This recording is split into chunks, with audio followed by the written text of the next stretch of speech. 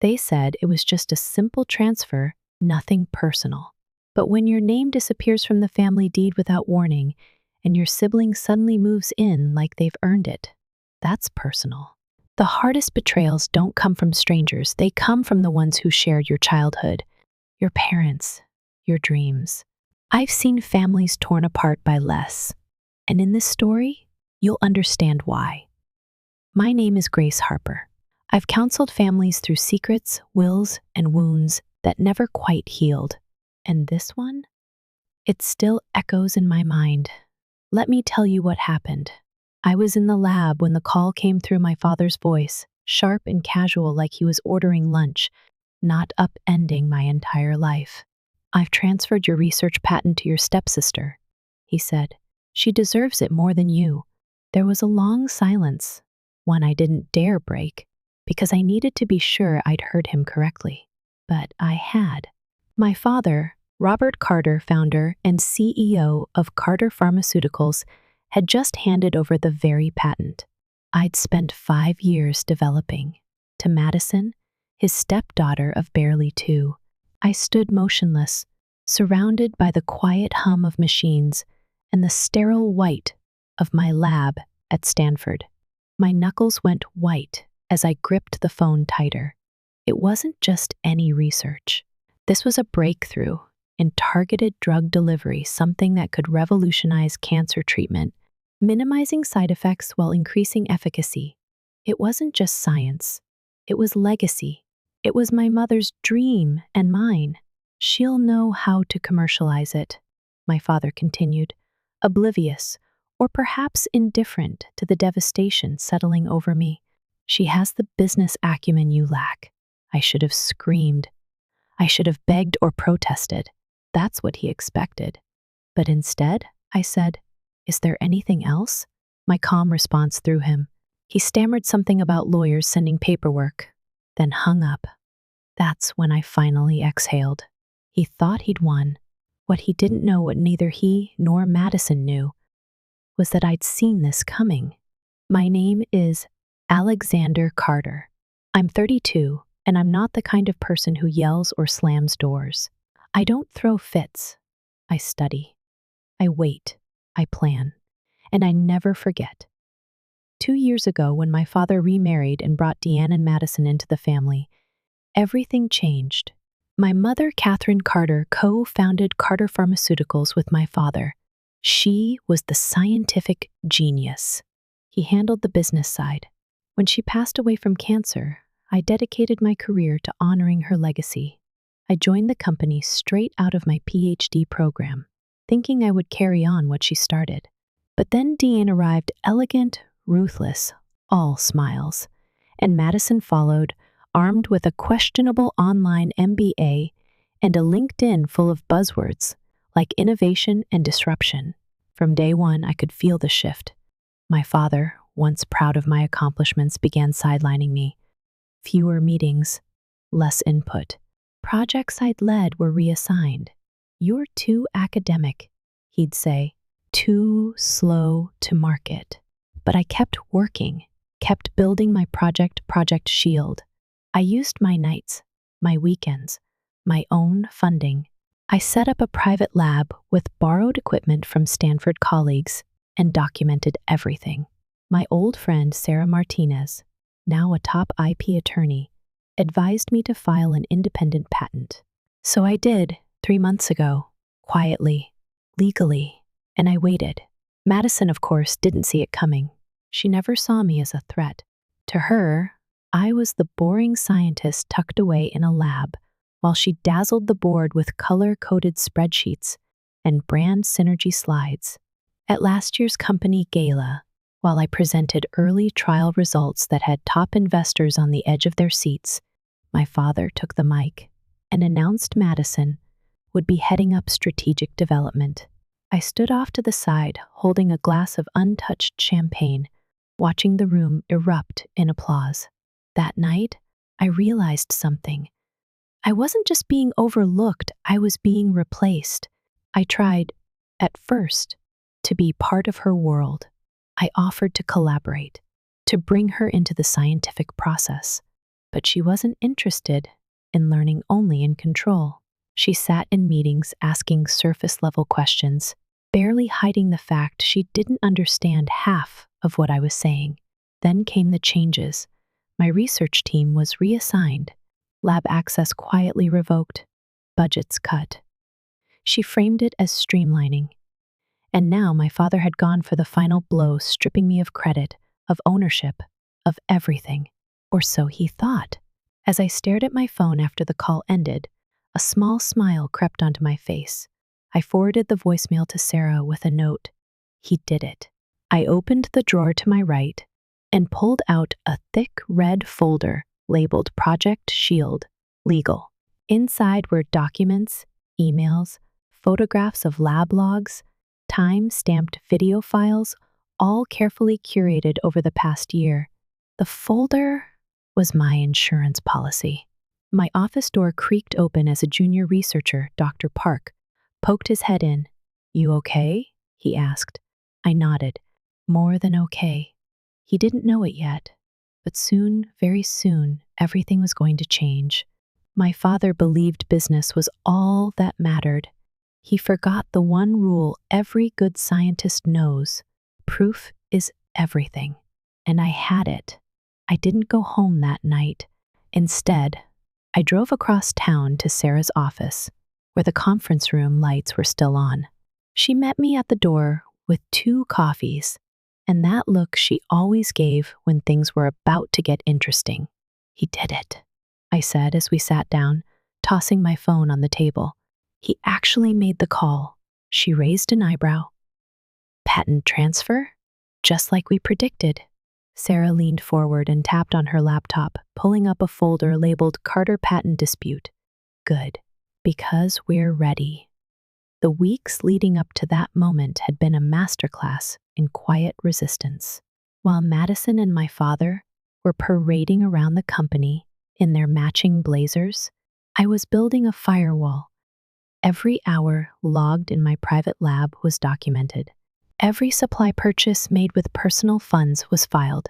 I had time-stamped footage of my experiments, third-party witnesses for major breakthroughs, and even an academic advisor who'd reviewed my methodology outside the company's purview. Carter Pharmaceuticals may have funded the early phase of my research, but the heart of it, the real breakthrough, had been mine alone. "Did you open the email from the USPTO?" Sarah asked. I shook my head. "I wanted to do it here." She turned the screen toward me. The patent office's confirmation was clear. Application number 6,397,421, filed by Alexander Carter, independent applicant. Status: active. Ownership: non-assignable without consent. "They can't transfer what you legally own," she said, her voice steady. I let out a breath I didn't realize I'd been holding. "So now what?" "Now," she said, handing me the thick folder I'd given her months ago, "we make it impossible for them to keep pretending." In the weeks after that, Madison got bolder. She called twice, left voicemails dripping with fake concern and smug confidence. "We can still work together, Alex," she said. "You focus on the science. I'll handle the rest. You don't want to burn bridges." Bridges? She'd already lit the match, but I didn't respond. Not yet. Instead, I focused on building the future. I filed paperwork for Carter Biotech, a brand new company under my sole ownership. I secured lab space through a university incubator and began moving equipment over. 3 of my most loyal researchers asked to join me before I even made an offer. "You've always been the real leader," Dr. Park told me as he helped unpack boxes. "We just needed a reason to jump." The work was exhilarating. For the first time in years, I wasn't fighting for funding or watching over my shoulder.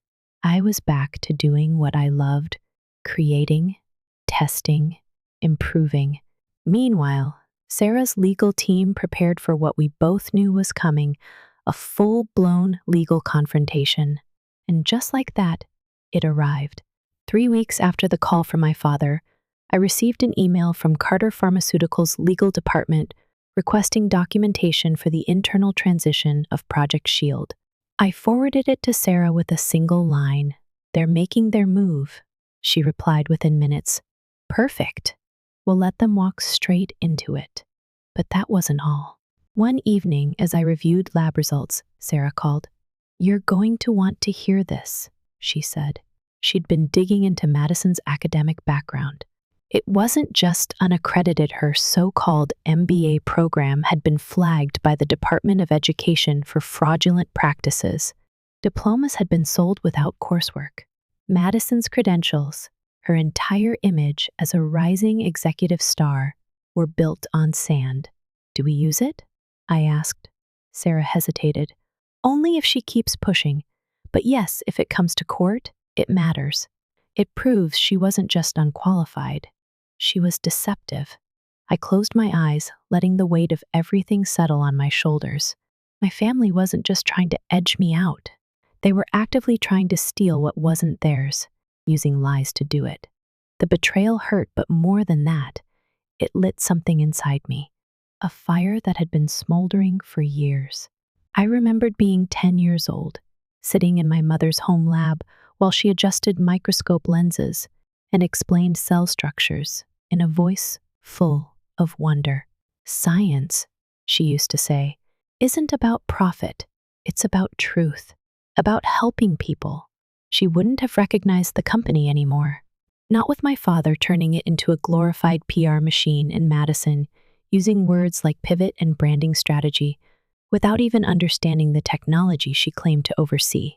One night, I stayed late at the new lab, alone. I pulled out an old notebook of Mom's faded pages, filled with hand-sketched models and notes in her tight, looping handwriting. On the inside cover, she had written, "For Alex, never forget why you started, and never let anyone take it from you."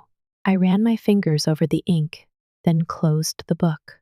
Madison and my father were coming for what they thought was theirs. But this time, I wasn't going to defend myself. I was going to fight, and I wasn't alone anymore.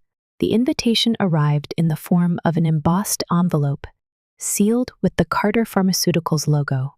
Inside, a note from my father in his usual curt tone: "You are expected to attend the executive leadership announcement and shareholder strategy presentation this Friday at 9 a.m. Your presence is required." I almost laughed. They were trying to play it as a corporate event, but everyone in the family knew what it really was: a ceremonial coronation for Madison. Friday morning, the conference room was packed. Board members, department heads, and media representatives filled the sleek, glass-walled space that overlooked downtown. A display screen looped promotional videos about the future of targeted drug delivery. My research, my designs, my work.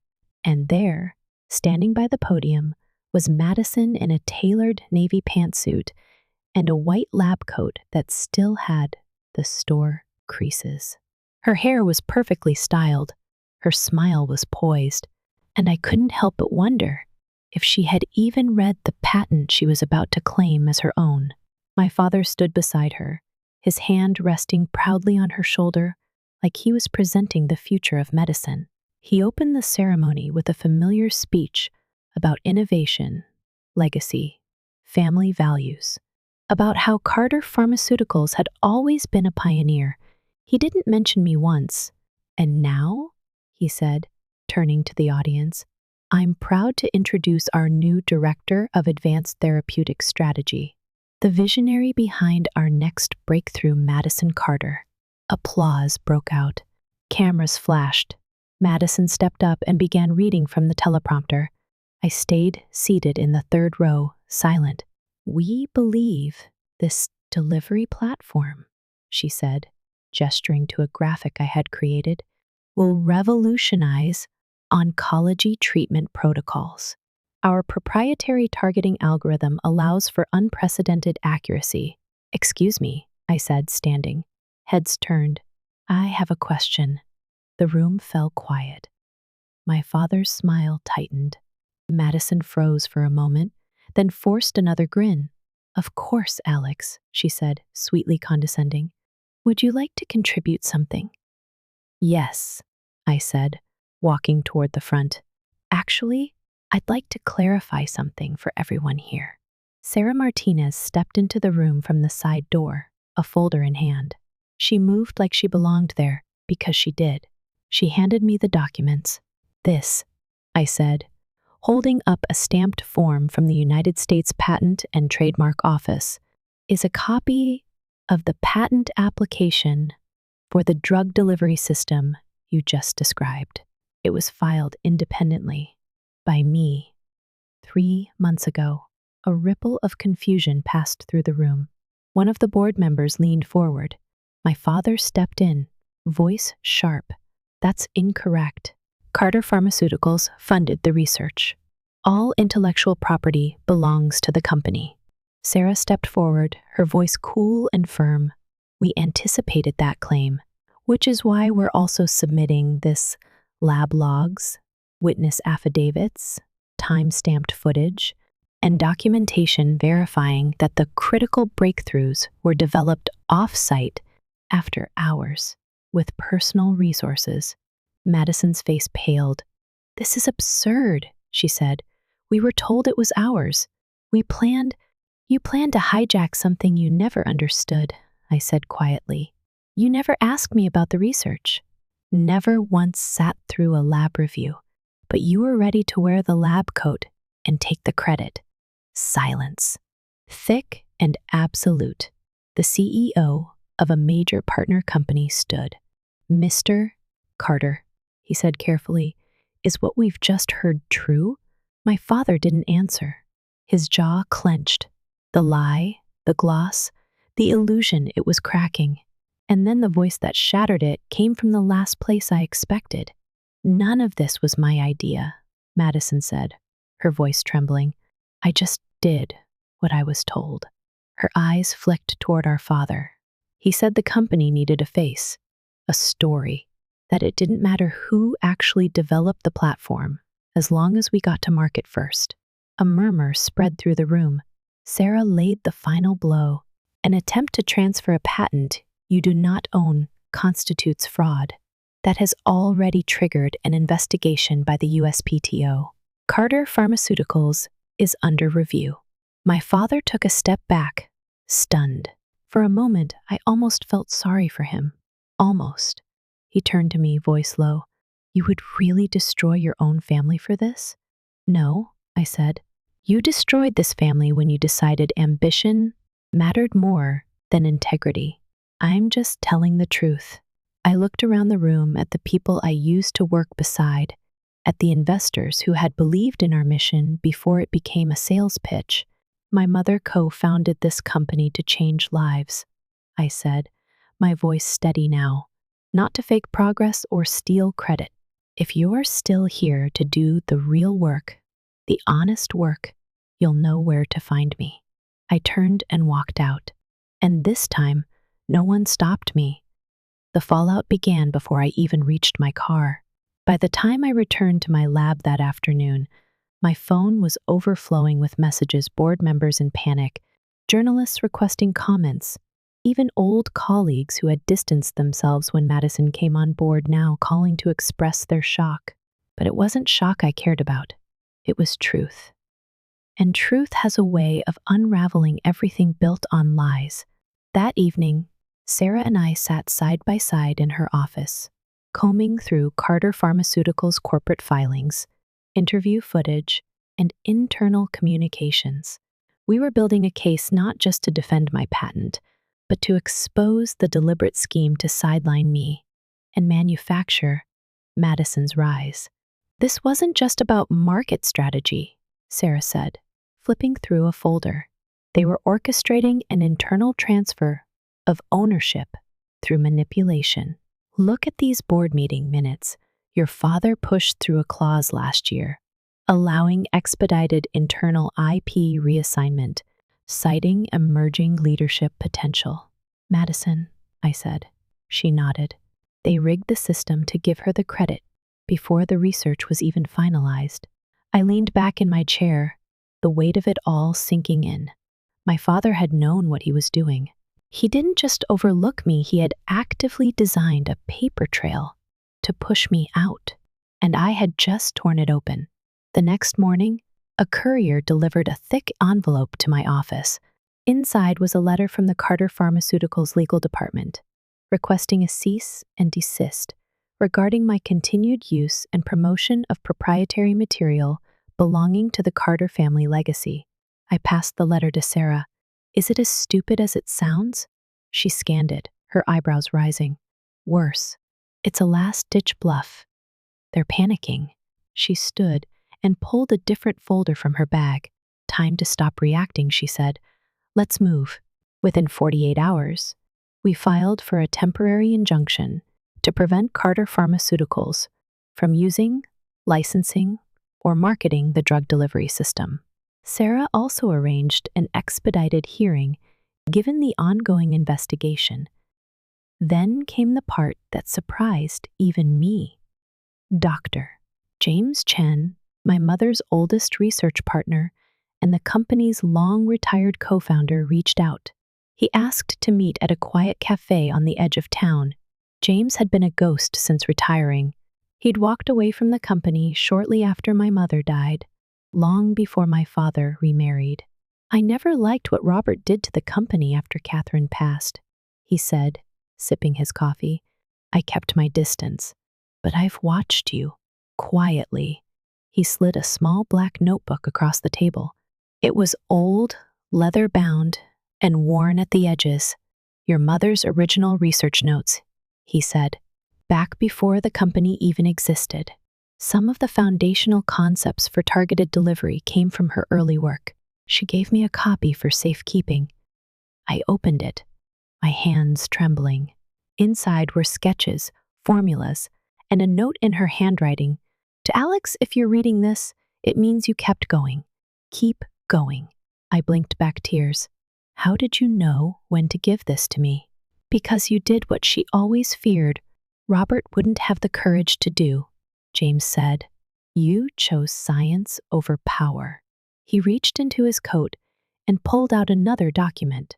I also still have access to the original Carter Pharmaceuticals Articles of Incorporation. They show that your mother's share of the company was placed in trust reserved for her direct heir. That trust was never formally dissolved. My heart skipped. Meaning, James said, that if we push this, you may not just own your patent. You may own the majority share of the company your father tried to take from you. I stared at him, stunned. But you have to want it, he said. You have to decide, do you want revenge or restoration? I took a deep breath. I want justice. 3 days later, Sarah filed a motion to unseal the trust documents.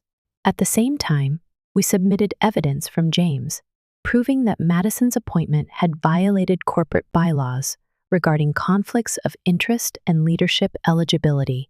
The story broke in the press. Biotech heir fights back illegitimate patent transfer sparks. Legal firestorm. Madison tried to salvage the narrative by giving an emotional interview on national TV. She wore the lab coat again, only this time it felt desperate. The interviewer asked her to explain how the system's ligand targeting mechanism worked. She froze, stumbled, then said, It's like, it finds the bad cells and tells the medicine where to go. Even the host couldn't hide the cringe. That clip went viral. It wasn't just public image that was falling apart, it was credibility. One by one, Carter Pharmaceuticals investors began pulling out.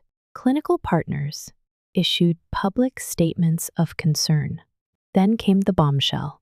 The FDA announced a formal review into the company's testing protocols after a whistleblower anonymously submitted records indicating that early-stage trials were rushed. Internally, board members started resigning. And then my father called. You've made your point, he said.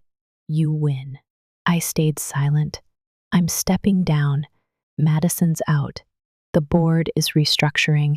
What do you want from us? I looked out at the sunset from my lab window. The sky was a burnt orange, like it had been the day. My mother took me to see her first clinic open. I want you to stop pretending this is about business, I said. It was about control, ego, and legacy. I turned back to my desk, where her notebook now sat, open to her final page. I already built what I needed, I said. It's called Carter Biotech, and it's doing exactly what this company was supposed to. When the final ruling came down from the federal court, I didn't cry. I didn't scream or celebrate.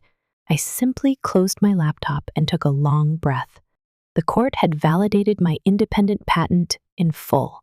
Carter Pharmaceuticals was ordered to retract all claims, issue public apologies, and pay damages for attempted patent fraud. But the ruling went further than we'd anticipated.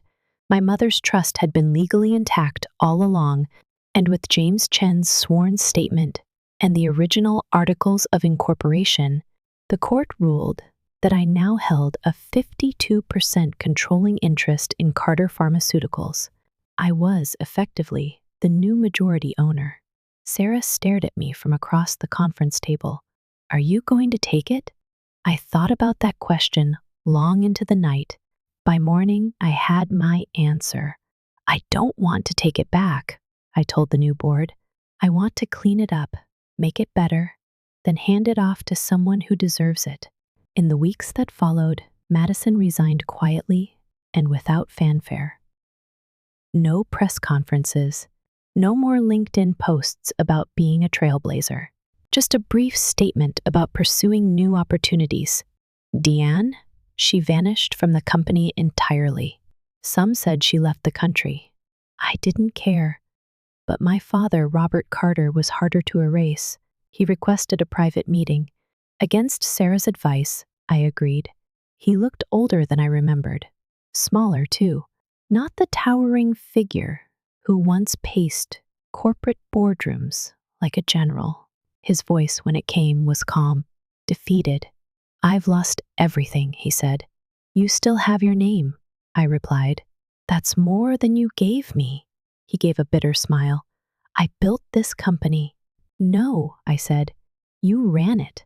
My mother built it. He opened his mouth to argue, but then he stopped, sat back. You were always more like her, he admitted.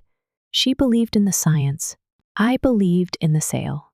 That's the difference between creating something real and selling a lie. He stared out the window. What happens now? You step away. You let us rebuild. You stop pretending this was ever about family. He nodded, and for once, said nothing more. The board appointed an interim CEO, a brilliant woman named Dr. Cynthia Liu, who had worked under my mother in the company's early days. I gave her full authority to restructure, replace, and repair the damage done. As for me, I went home to Carter Biotech. Our research lab became a sanctuary, a place where science once again meant something.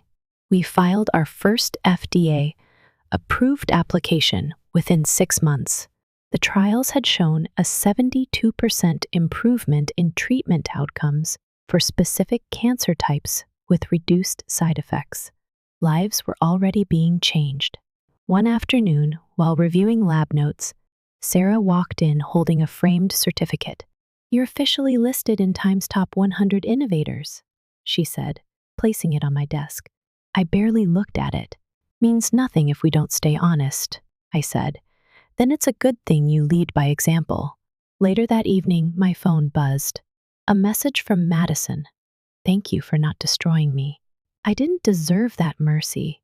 I stared at her words, thought about the version of me that would have laughed in her face.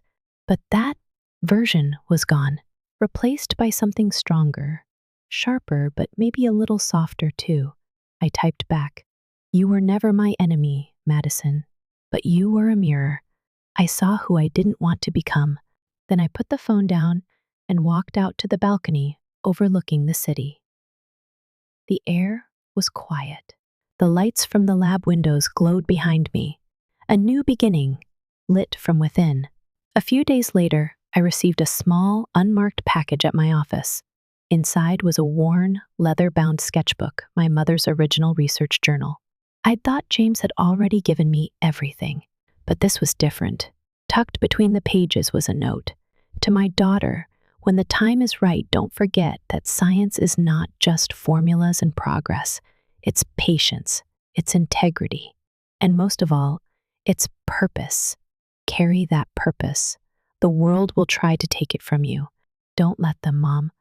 I held the note for a long time. Maybe that was the most painful part of this journey, knowing she wasn't here to see how right she had been. But maybe, in some way, she already had. Because everything I had become, every decision I'd made not to fight out of revenge, but out of purpose, had been guided by the foundation she left behind. The lawsuits faded. The media moved on. But we didn't stop. We expanded the lab, launched a community program for young women in STEM, partnered with hospitals to provide access to our treatment systems at reduced costs. The work never ended, and I never wanted it to. One morning, as I walked through the glass hallway that connected our research wing to the outreach center, I stopped to watch a group of interns gathered around a whiteboard, debating a molecule structure I'd designed 2 years earlier. One of them turned and noticed me. "You're Dr. Carter, right?" I nodded. "Did you really walk away from a billion-dollar company to start this?" I smiled. "No," I said. "I walked toward something better." He blinked.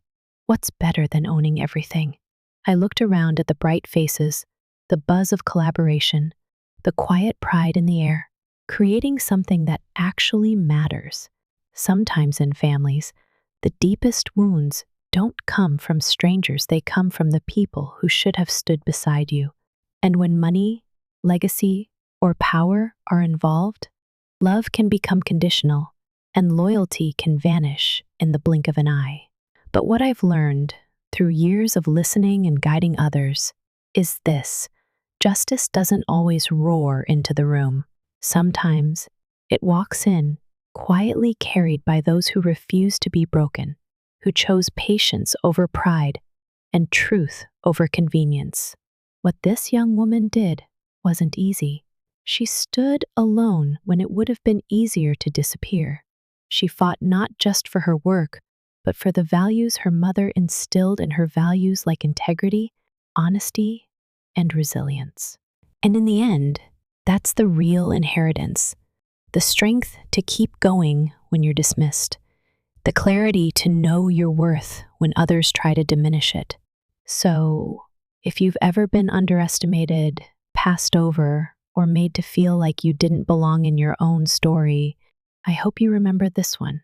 Because the quiet ones, the ones who wait, prepare, and rise with purpose, they often leave the deepest legacy of all, and they do it on their own terms. And if this story resonated with you, I'd love to hear your thoughts in the comments below. Don't forget to subscribe to Family Drama Stories from Reddit, because sometimes the real stories are the ones closest to home.